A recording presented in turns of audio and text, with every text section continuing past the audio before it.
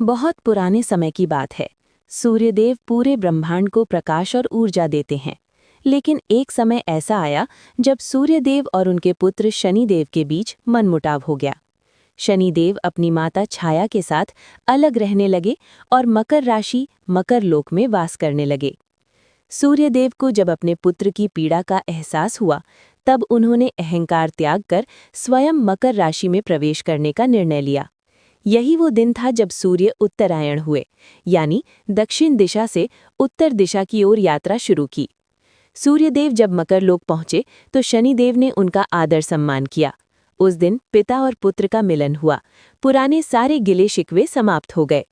इसी कारण मकर संक्रांति को रिश्तों में मिठास, क्षमा और नए आरंभ का प्रतीक माना जाता है। भीष्म पितामह और उत्तरायण की कथा।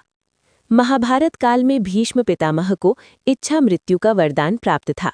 वे जानते थे कि उत्तरायण में शरीर त्यागने से मोक्ष की प्राप्ति होती है।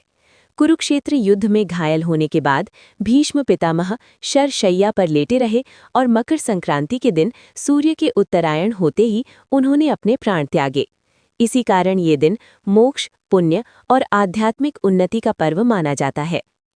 लोक परंपराएं और तिल गुड़ का महत्व। मकर संक्रांति फसल कटाई का समय होता है। किसान अपनी मेहनत की पहली फसल ईश्वर को अर्पित करते हैं। तिल शुद्धता और पापों से मुक्ति का प्रतीक, गुड़ जीवन में मिठास और प्रेम। इसीलिए कहा जाता है, तिल गुड़ खाओ, मीठा मीठा बोलो। पतंग उड़ाने की परंपरा। इस दिन सूर्य की किरणें स्वास्थ्यवर्धक मानी जाती हैं। लोग छतों पर पतंग उड़ाते हैं ताकि शरीर को धूप मिले, आलस्य दूर हो, मन में उत्साह और उमंग आए।